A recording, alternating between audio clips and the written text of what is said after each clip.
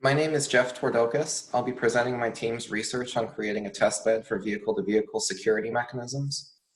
Our student research team is composed of Samantha Baker, Jamie Panicki, Peter Carenzo, and myself. We were advised by Professors Hanif Rabari and Samita Mishra of the RIT Computing Security Department, and this work is supported by the U.S. Department of Defense.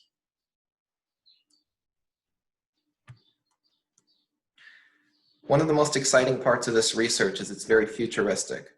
Now, the future I'm talking about is autonomous vehicles and connected vehicles, being able to talk to each other on the road and operate independently without driver input.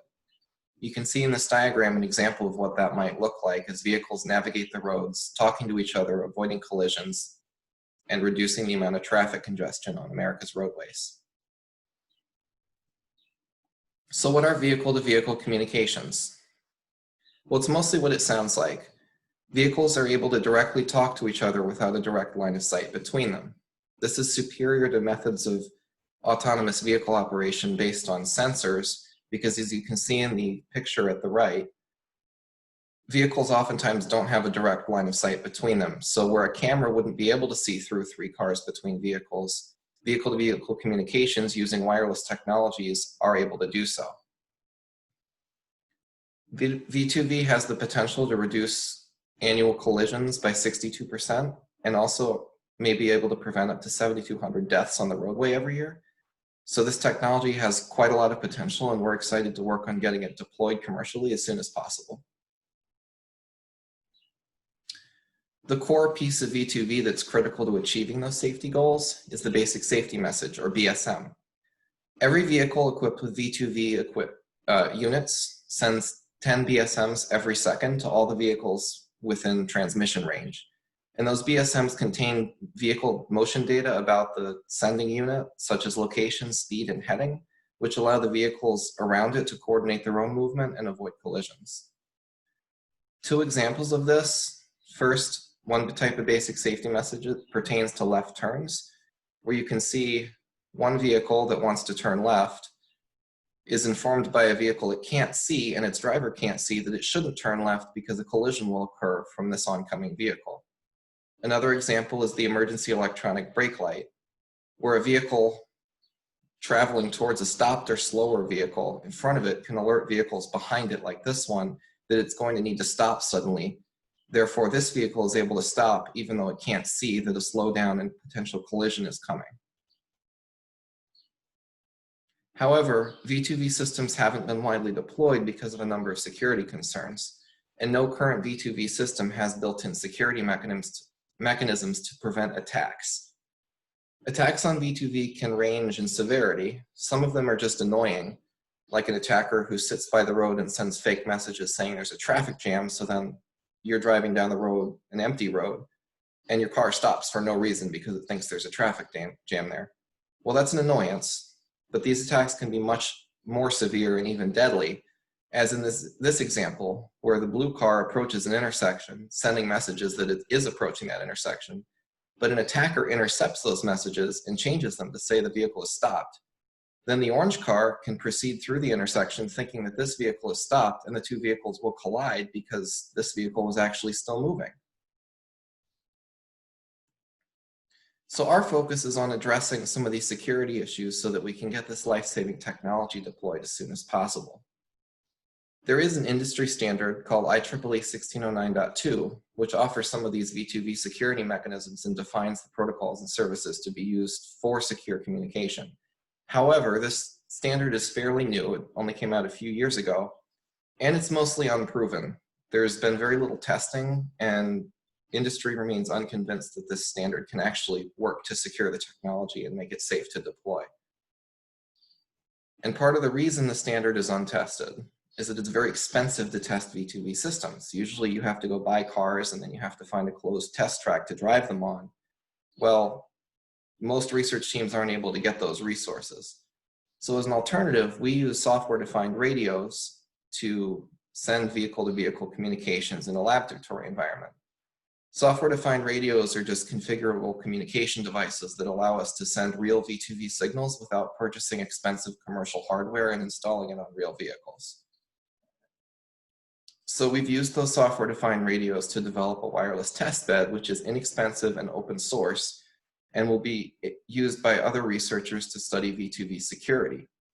They'll be able to use our testbed to evaluate the 1609.2 standard, as well as explore potential attacks on V2V systems and how to detect and mitigate those attacks. To the best of our knowledge, we're the first research team that's implemented the 1609.2 standard on non-commercial hardware, which is a really great step forward for the research community as a whole and being able to more robustly study the security of V2V systems. And our testbed also works with all the major V2V technology systems, some of which are based on wireless internet and some of which are based on cellular communication technology. So we've made sure our prototype will be able to work with any standard in any international community that's currently studying these things. We've made sure that it won't be pigeonholed into a niche area and then not very much use to the general research community. Our project had two major phases. The first phase was to implement V2V communication protocols using the software-defined radios and also to install the security mechanisms from 1609.2 in that prototype. We were able to complete that earlier this summer, and we have a working prototype which is able to exchange secure V2V messages in compliance with industry standards. The second phase, which we're working on now, is developing attack scenarios and implementing some common methods of detecting and mitigating attacks, which we hope to be able to complete later this year. And that'll be the next phase for researchers to be able to actually study how the standards or the security mechanisms defined in the standards hold up under realistic conditions. Like everybody else in the world in the research community, we were impacted by COVID-19 when our lab was shut down in March, but we were able to react and we brought our lab home with us. And this demonstrates the versatility and the portability of our prototype. As opposed to needing an actual lab with expensive equipment or vehicles, all we need are the two software-defined radios, which you can see these white boxes in the picture here are the USRP software-defined radios. All you need are those two and two computers, and you can do these experiments wherever you want. So it's a very portable unit that should be usable by the vast majority of the research community. The core of our system is the secure message exchange process. That starts with the sending unit receiving some motion data. Now, right now, we're using an asynchronous link to commercial traffic simulators, which gives our motion data some realism because it's pulled from actual simulated traffic based on Google and Bing Maps. Once that motion data, which again is location, speed, and heading, is received, it gets put inside a basic safety message, which is constructed in compliance with industry standards. That message is then digitally signed, which provides an authenticity check and an integrity check to make sure that the message is both sent by a legitimate unit and is received as it was originally sent. That is to say, it hasn't been modified in transit. The sender then sends the message. On a receiving unit, the message is received. The signature is verified to make sure that it was sent by a legitimate unit and not an attacker broadcasting invalid messages. The other important piece is our receiver verifies the time elapsed since the message was sent to when it was received. This is important to make sure that an attacker can't sit by a roadway and collect valid messages to rebroadcast later and cause problems when the vehicles that originally sent those stored messages are no longer in the area. Once verification is complete, our receiver extracts basic safety message data, the location, speed, and heading, and forwards it to our visual interface, which renders these messages in a comprehensible manner. So the visual interface we developed is unique to our prototype. As you can see on the left, we have a map representing a residential neighborhood with multiple roadways and multiple vehicles. As messages come into the receiver, which is represented by this green car, sending units are the motion data in the messages received from other simulated vehicles are represented by these red cars. So they're placed at the location that they reported, they move with the speed, and are facing the direction that they report they're heading. This updates in real time as messages come in. You can see this vehicle here, right below the green car, is somewhat transparent as compared to the others. That's because it corresponds to this, which shows that a possible attack is underway, i.e. a message is received purporting to say a vehicle is at this location, but it had an invalid signature and it was long past its expiration time. We represent the vehicle still because it's important when you're testing these things for researchers to be able to see what an attack actually looks like and what the vehicle receiving the message will think is going on. But it's also important to make sure it doesn't look like a legitimate vehicle, hence this 50% transparency.